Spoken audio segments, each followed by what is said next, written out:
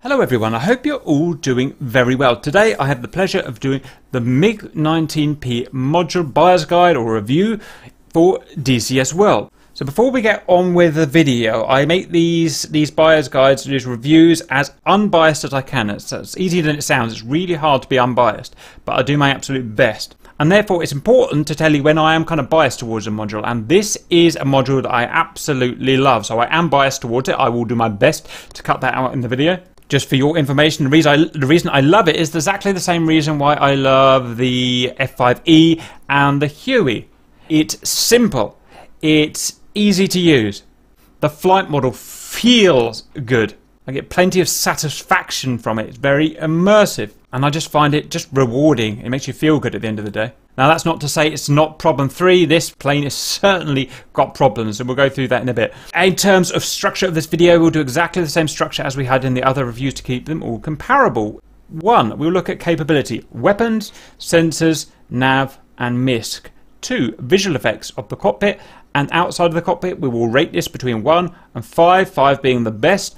You'll be able to compare the different jets or the different aircraft by going to the data sheet, which we will show in the description. We'll have a link in the video description where you can compare all the different aircraft to each other, and as well as that you'll get the ratings of these aircraft from all of the GL members as well as me, so it's not just biased towards me. 3, sound effects. Again, between 1 and 5, sound effects in the cockpit and sound effects exterior. 4, interactivity and detail. How interactive is the cockpit? How many switches can you press? What's it like pressing the switches and turning those knobs? What's the detail like behind those switches and behind those knobs? 5, flight model. Not necessarily how accurate it is to the real 19P. We just expect it to be accurate as a default position, but more importantly, how immersive is it for us? How does it make us feel like we're in a real aircraft and not in a video game? And are there any problems, any foibles that kind of break your immersion and or kind of ruin the game for you? 6, difficulty. How difficult is this module to buy, learn to fly and use the various systems? Between 1 and 5, 1 being easy, 5 being very difficult. This will not be counted towards the final score in the review sheet or in the record sheet. This is just a piece of information, piece of guidance for you if you're looking to buy the module. 7, Kinetic Performance. How well does it perform kinetically in DCS World compared to the other fighters? 8, history. A rough history of this module, and it's important to say at this point that it is still thoroughly in early access. It was released about 5 months ago and it's still being changed and whatnot, but as promised we will review it exactly as it is now. We will not make any allowances for it being fixed or improved, and then when it is finalised in a year, 2 years, 3 years, whatever, we'll do a new review. Okay, we're in the Mig-19P cockpit now. The Mig-19 was a premier fighter. Its first flight was 1955 with the Soviets. It's a supersonic fighter and has 2 afterburning engines. First thing we'll do is look at the ordnance, and it is very light, I must admit. Pylons 1 and 6. We have air-to-air. All we can have is a K-13A missile. So if you like, this is a kind of re-engineered Sidewinder, an early version Sidewinder re-engineered by the Soviets. Has a range of about 1.5 to 4 miles, depending on circumstances. I believe it's a single aspect seeker, so you're only going to be able to fire it at a target if he's heading away from you.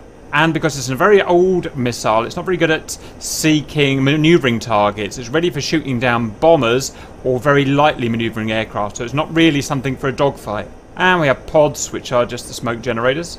Pylons 2 and 5, we have bombs. We can carry 1x100 kilo slick dumb bomb, Fab 100, or a 250 kilo or a 50 kilo. Fuel tanks, 7 60 litres each, quite big fuel tanks. Or rockets, an ORO 57K launcher with 8x S5M relatively small rockets, high explosive. And on pylons 3 and 4 we can have the same rocket pods again. We also have 2 high caliber cannons either side of the fuselage. I think you can see them kind of there and there. They are good guns, but they have very limited ammunition. Ammunition type we can choose here. So it's primarily an air-to-air interceptor, but does have some limited ground attack capability. Now with regards to deploying those weapons, let me just try and get the gun sight on. I can't remember. It's a long time since I've used this aircraft properly. I should do the job. We've got a basic pipper here, so it's a gun sight, it's not a HUD. In terms of deploying the gun, there are two methods that we can use. Well, three methods really. We can just shoot from the hip without any type of guidance. Or we can use optical ranging. So if we knew it was a, I don't know, B-52 that we were shooting down, and we knew the target wingspan was, I don't know, whatever it is, 35 meters, you can see it changes the size of the reticle. And bearing in mind that this is a gyro-based sight, we could uncage the gyro, and this would give us some basic leads based on the movement of our aircraft. And what we would do is we would maneuver so that the hostile aircraft was in this pipper circle and filling it with his wingspan, and use that for very basic lead calculation. Not recommended for maneuvering targets, that's really for bombers or very lightly maneuvering targets. And additionally, because we do have a very basic air-to-air radar in this, we can do radar ranging. So if we were to lock onto a target, we've got a range meter here, I believe that's going to be in meters, then we would have some very basic radar range, gyro guided lead in that sense. Just out of interest, we've got a green light here when we've got a successful radar lock on the target, and a red light here when we're too close and we need to break away. For attacking air-to-ground targets with the gun, the radar has no use. It is not an air-to-ground radar in any way. Instead, we would put the wingspan of the ground unit that we're going to fire at, and we would put the necessary depression angle for the type of insertion run that we're going to do, the certain type of dive that we're going to do, and we fire it that way, or we could just use the tracers and fire from the hip. Regards air-to-air missiles, then it's going to be a simple case of maneuvering so that the hostile gets within the bore sight of our aircraft, which is where the missile seeker head will be looking. Wait until it's gained a IR contrast lock and gives us an audio tone, and pull the trigger. All very basic. We can combine that with a radar lock to give us ranging, so we can range for that. We don't just have to do it by eye, but it's not going to give us any further data than that. And then we've got bombs and rocket pods. Again, we have no type of radar ranging for this. In fact, it appears my pip has completely disappeared. What I was going to say is the last time I tried this using the bombs and the rockets, the pipper didn't work. We've got rockets there, so what we couldn't do is get the optical working. You see, we've got no movement of optical there when it comes to rockets and bombs. We can do the depressing, but we can't do the ranging. So it's just presumably for bombs and rockets is that this hasn't been programmed yet. This is only 5 months old, and I expect that to be added at some point. But you can do some very, very basic aiming, at least with a depressible pipper. It's still something similar that we'd see in an F5. And ranging will have to just be done by eye and by, by altitude. Regards sensors, we do have a very basic air-to-air radar, as we can see here. Compared to what we used to on an F-15 and a flanker and an F-18, its range is tiny. We're up to about 12 kilometers there. Although we've got a good sweep of 60 degrees in either direction. To actually lock a target, my apologies, it's a while since I studied this sim, but I believe you get the target so that they are in this parameter box here, so within 4 kilometers and 10 degrees, and then we can get a radar track on him for the reasons we saw earlier. In terms of RWR, we have nothing, so there's no way of increasing our situational awareness other than our limited radar here. As the radar is very basic, there are lots of restrictions. You can't fly below a certain altitude, you can't lock below a certain altitude and so on, because this is before the days of, ground clutter filtering. In terms of navigation, we have no tactical navigation at all. All we have, as is accurate to the period, is an ARC or an ARK, basically an ADF, direction finding for NDBs, for radio sources. This will allow us to find our way back to a friendly outer or inner beacon. On the plus side, it is twin channel, and twin channel ADFs are great because you can even do a kind of very basic type of ILS with it. You can see that we can go near or far beacon with that. It's good fun to use, although very limited obviously compared to a TACAN or an INS system or whatever. We have no countermeasures as such, but all we have is kind of signal flares, green flare, red flare, white flare, and so on. We have a basic non-programmable pre-tuned channel, so we've got different channels here of the radio, and they have to be essentially set in the mission editor. So that's all I want to say for the capability. Next, we're going to move on to the visuals. So we're going to look at the cockpit, and then we're going to look at the aircraft outside, and then give it a rating. So the best thing I can do, because beauty is in the eye of the beholder at the end of the day, if I just pan around the cockpit slowly and let you guys have a good look, and I'll just have a bit of a chat while I go along because I can. I think it's a good sexy cockpit.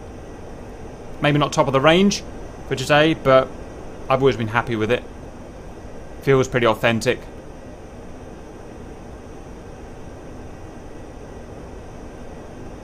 It's obviously a modern aircraft, so what's this, March 2019, so only 5 months old. Everything looks very convincing to me.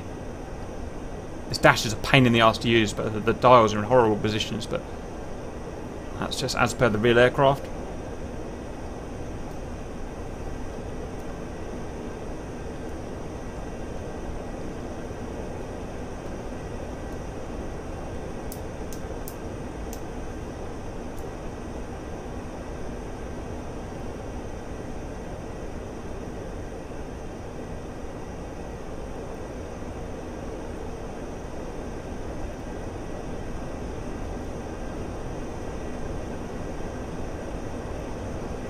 That looks good.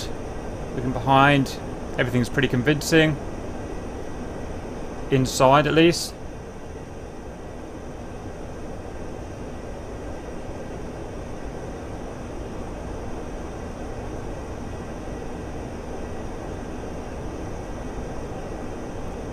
Okay, let's go and have a look outside. And although the mesh looks quite good, the textures are just look really dated and old, and to be honest, pretty crap to me. I mean, again, it really is, visuals really is in the eye of the holder, so the best I can do is just show you around.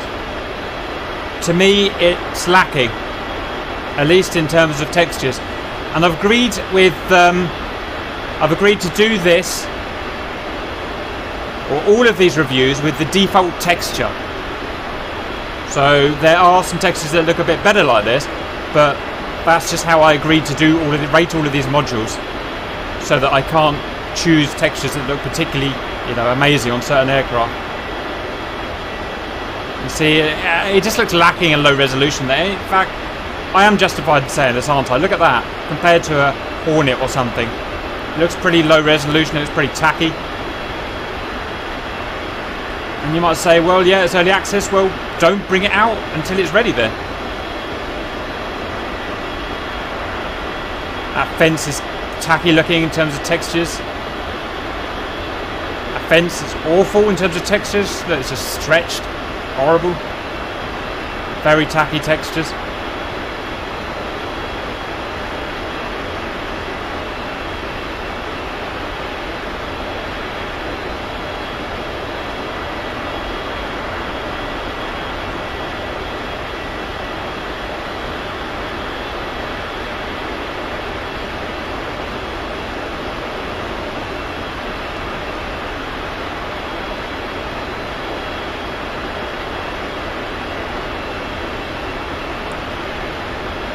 See those textures really breaking up there.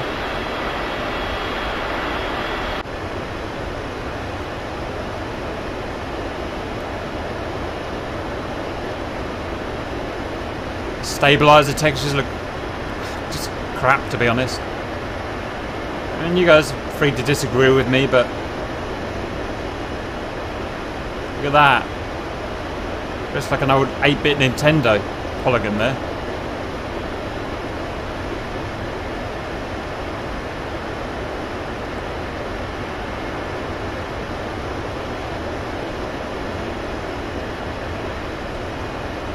It's even worse, look.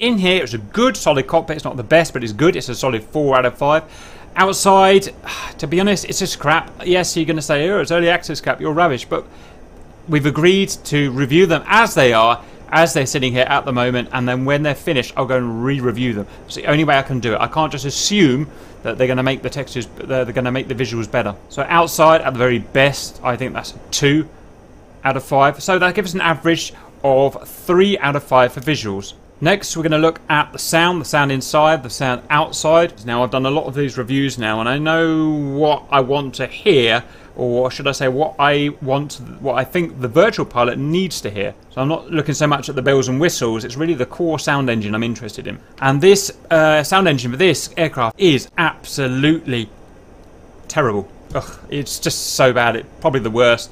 And this really gets me, because if you've got a crap sound engine, you've got crap sounds, then why don't you just upload the sound for an FC3 plane, which are excellent.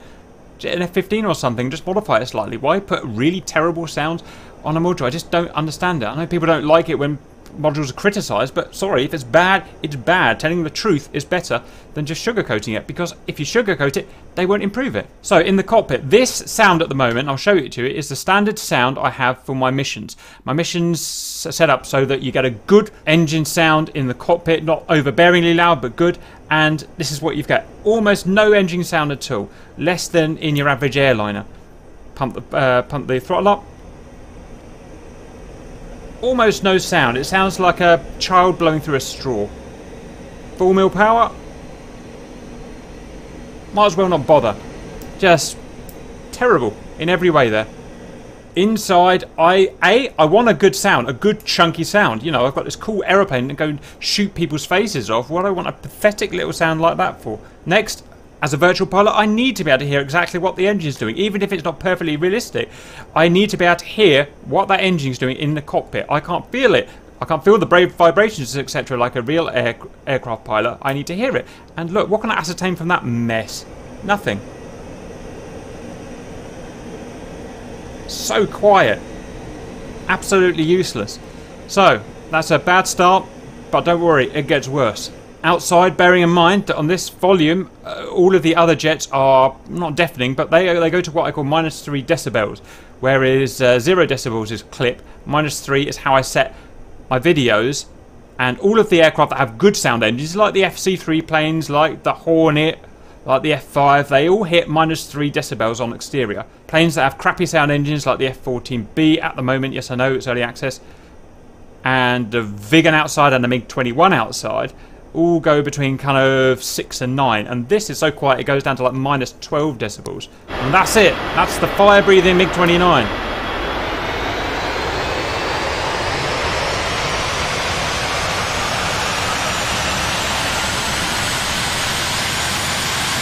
I think it's less impressive than the C-101.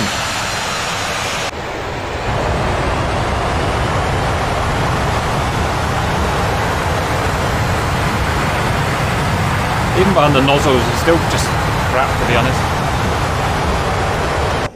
I do apologise, I can't work out how to turn the afterburner on. It's a long time since I studied this and I've just got no time to do these things at the moment, so I apologise as ever.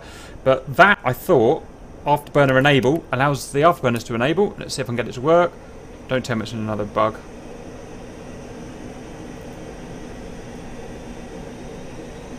Yeah, afterburners aren't working. Apologies if they've changed it or if I'm doing something wrong, but that should be the afterburners working, I thought. So maybe I'm doing something wrong, maybe they've changed it, I don't know. But no afterburners for today, sorry about that. Okay, let's go and fly the bloody thing. It does get a little better in the air. Next thing I want to hear is ground rumble. Something we have to have in all of our modules, and a lot of them don't bother having it, is ground rumble, or you can't hear it. Let's see if we've got ground rumble. Yes, we do. Okay, it's something we need to have. We can't feel when the aircraft has touched the ground like a real pilot. We need ground rumble, and it's there. Good start. Right, gear up. Yeah, that's okay. It's automatic. Next is wind noise. Do we get linear wind noise? I want to be able to tell how fast I'm going, not by looking at the gauge, but by the wind noise. A real pilot can just tell if he's going fast or not by the the vibration of the cockpit, the general noise. We need that in a sound engine. It's something we have to have and should have. And you can hear it getting louder, although it's pretty tame, pretty wussy. At least it's got wind noise, so that's one good bonus about it. Next thing is we need to check if we've got G sound. We need to hear G and we need to hear alpha. So I'm going to look for G first. Just look at our speed. Okay, we've got some speed. Let's go for G. See our G and alpha down the bottom. So we're going to go for low alpha, high G. Yeah, it's there, and it's nice. It's mixed in nicely. You can hear it.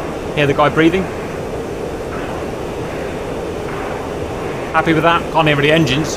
All I can hear is wind noise, but That's that. Next I want to hear alpha. Is it going to tell me when I'm pulling high alpha? The airframe should tell me. Now I'm not necessarily saying that's perfectly realistic. I'm saying as a virtual aircraft it has to do that. It has to tell me that I'm going alpha. It's the only way I can tell. I can't sit here looking down at the instruments when I'm doing that. A real pilot can feel by the vibration when he's pulling alpha. So let's go load the alpha up. Sorry, I'm a bit far. Yes, it's there. It's a little bit quiet for my liking. That needs boosting up a bit. But you can hear it. Let's try again.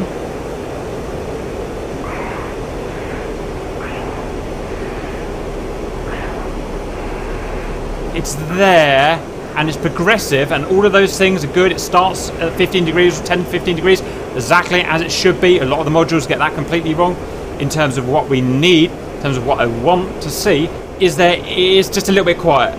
If they ever do fix that engine noise, that will be inaudible, so that will need boosting up a bit. Otherwise, at least it's there. In terms of weapons, apologies, I haven't armed up. Gun. Now, the one redeeming feature of this is the gun noise. And there's so many aircraft in DCS that use a pathetic little Nintendo-sounding gun noise. Massive big jets like F-14B, fire-breathing monsters, and then the gun is like a absolutely terrible. No excuse for it. Pure laziness. Whereas someone like this.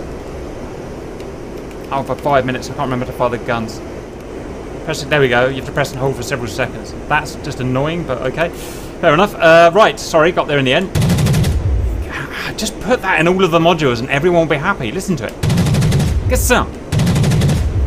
If anything, it's too loud, but you know what? I can live with too loud. It's completely unrealistic, obviously. You know, is it going to sound like that in a cockpit? No. Does it sound good and make us want to play it? Yes. Does the F-14B sound awful, make you not want to shoot the gun? Yes, it does.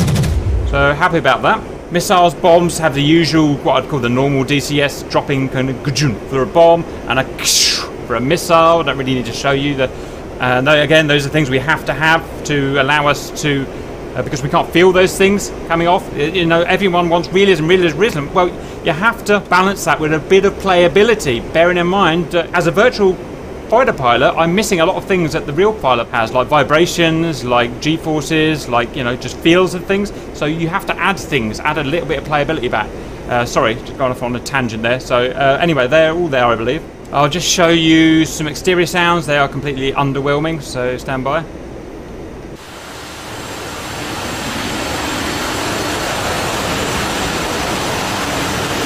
Sounds pretty crap.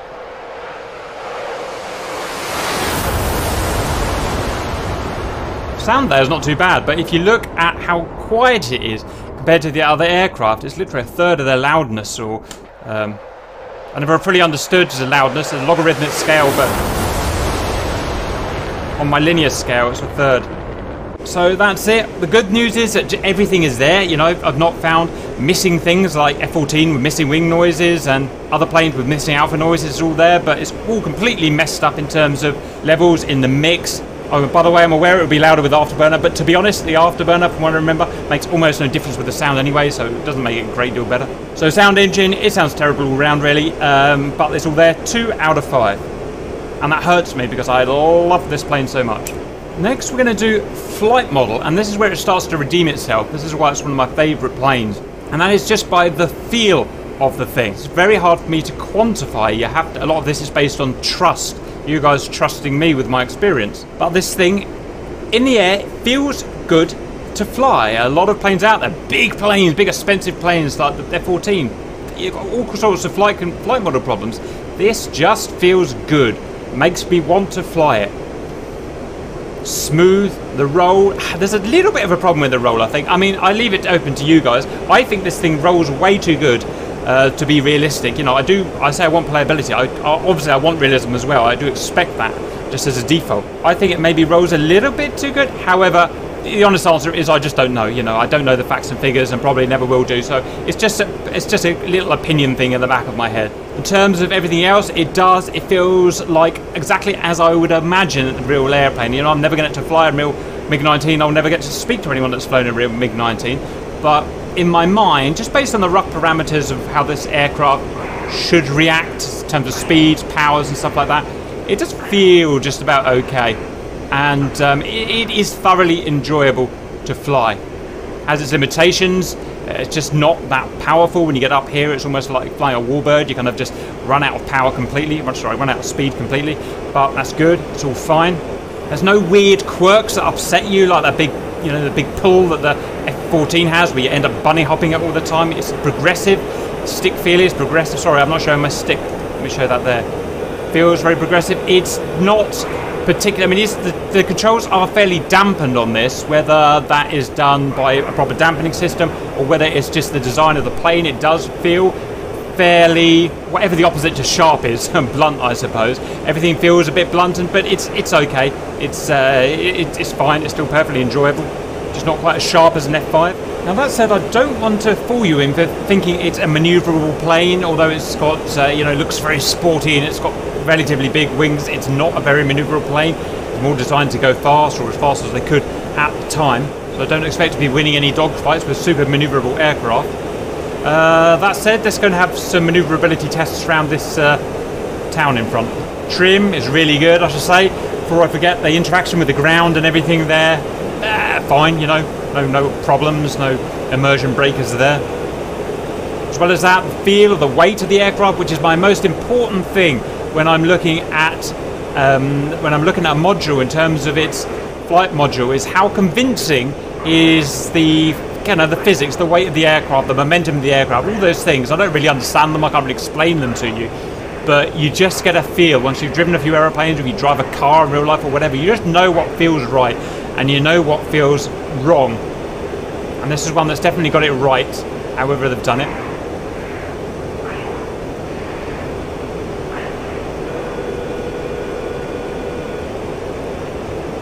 So it's certainly no mirage, but it's not too bad. It's thoroughly enjoyable, I'll tell you that.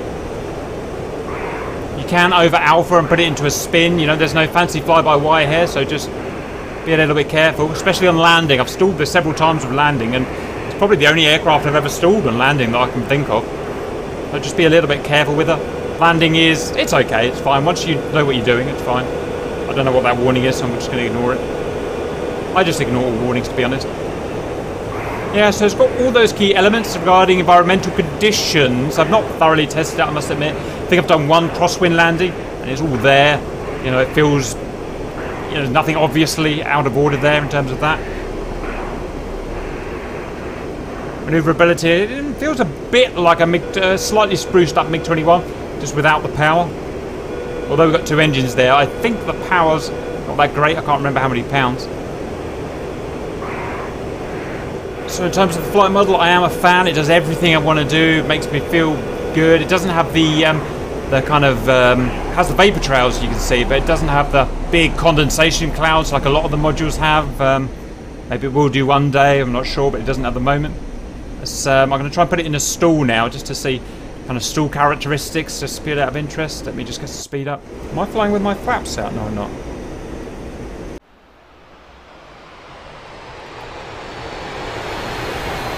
Oh, she's not going to like it. She is not going to like it. Power on. Absolutely no... Wow. You know what? I thought that was a death sentence for sure. That recovered like a flanker. Is that realistic? No idea. Absolutely no idea. So, can't advise there.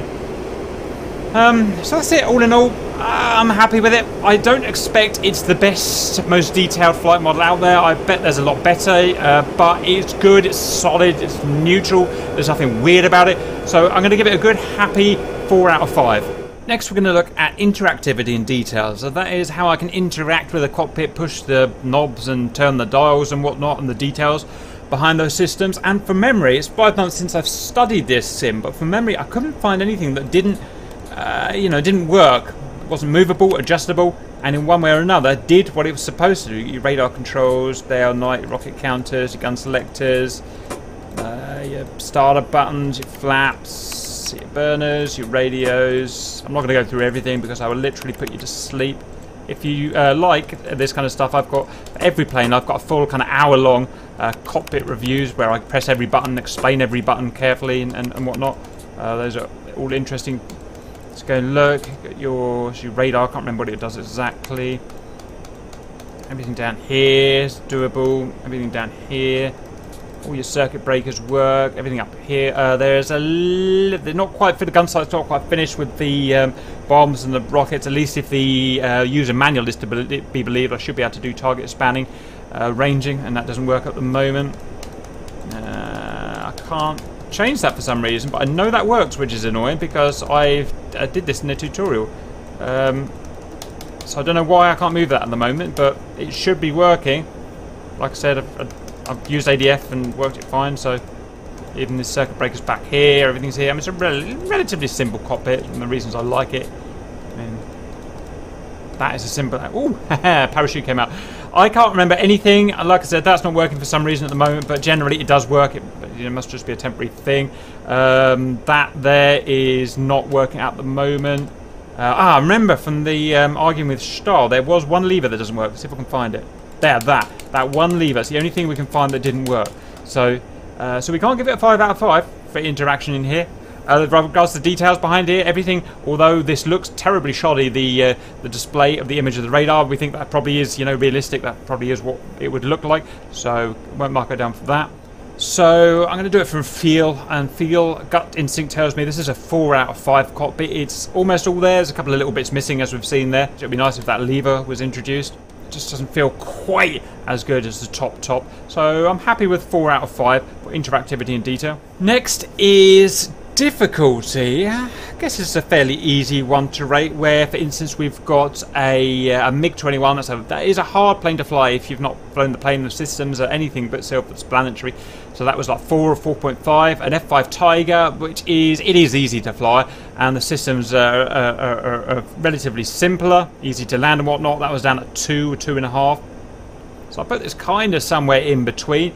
To fly it, it's pretty easy, to be honest. It's pretty easy. To stall it, you've got to do something pretty stupidly wrong, or, you know, once you've learned how to land it properly, it's pretty easy to land. Its systems, its weapon systems and whatnot, yeah, on par with an F5, I would say. A little bit simpler than a MiG-21, but on par with an F5. It's all relatively self-explanatory once you understand these kind of systems, and especially the Soviet versions of them. So bouncing between 2 and 3 in my head at the moment. It is a plane I would recommend as a starter plane. It's perfectly good. Not the best starter plane, but, you know, it's something that I would recommend. I think I'm going to go for 2.75. It's just what my gut is telling me where it should be. 1 out of 5. Again, I may change these scores at some point as I have, you know, different thoughts. I can always go back and change them. They will be in the master document as explained at the beginning, so please look there for any changes. Next, we're going to look at the history of this module, and I mean, doing the history is almost irrelevant in modules like this and the F-14 and the F-18 because they're so far in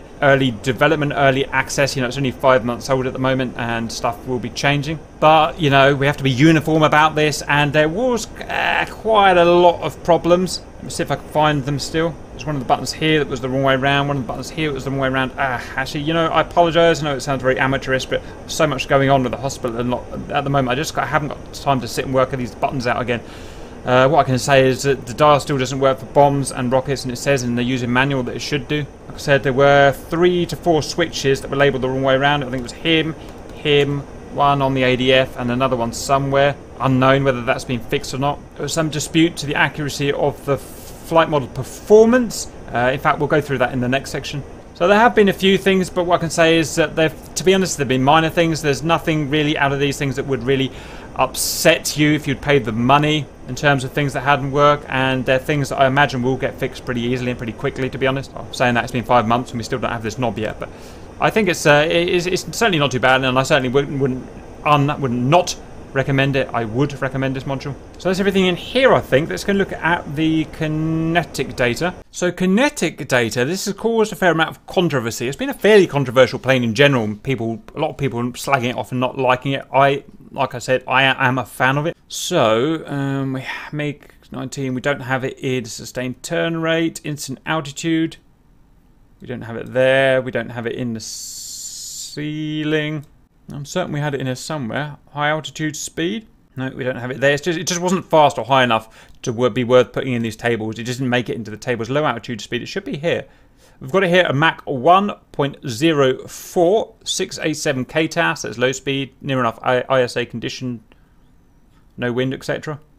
Essentially the same as an F5E. And that was surprising. That did a lot better than we actually thought it should do. So I'll let you guys decide how realistic that is, but I would be interested in what you guys thought of that. We felt it performed a little bit better than it should have done. Let's see what you guys think. Low altitude acceleration from 300 to 650 ktas on the deck ISA.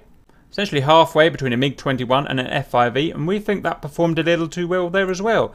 Again, let me know what you think. I may have that completely wrong, but that's the figure it's got in DCS. I should say at this point, these tests were done just after it came out in March 2019. It may have changed. I just haven't had time. I will redo these tests at some point to confirm.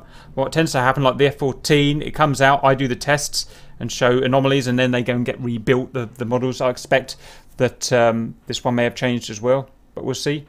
Angels 15, ASL 300 to 650 ktas acceleration, 33. So in this case, it's nearly 10 seconds faster than the MiG-21. We're pretty sure that's not right. So let us know your thoughts on that as well, please. Climb rate. I think I did a climb rate. So here it's really good. It's even better than a Vigan. It's actually the same as an SU-33 with special afterburner mode. Oh, that's definitely not right. Well, in my mind. So again, see what you guys think about that. Be interested to hear if anyone's willing to put some research in there. That was from 0 knots. That was basically a QRA launch up to Angels 20. So Angels 20 here from a 600 knot on the deck, which it can just about do 29 seconds. It's exactly the same as the MiG-21 with special afterburner mode on. This is with the afterburner on, by the way, for the 19P. Just better than the F5E. So, for a 1955 aircraft, I mean, it's beating a lot of technically that MiG-21, the base is what, 1970s, early 70s, I think? So, it's beating much better planes. So, yeah, that's why we thought a little bit unrealistic. We will redo that, but let me know what you think of these test results. As a summary, it's obviously in early access. The sound is terrible. It's missing just a couple of button functionalities and stuff like that. But the important thing is it's a good, solid, feel-good module. It's fun to fly. Fun to shoot things down in. It's something I want to fly, although obviously heavily limited capability. That's just what you get from 1955 or so aircraft. I look forward to redoing this video when it's fully built and fully complete. I hope that helps, and see you later.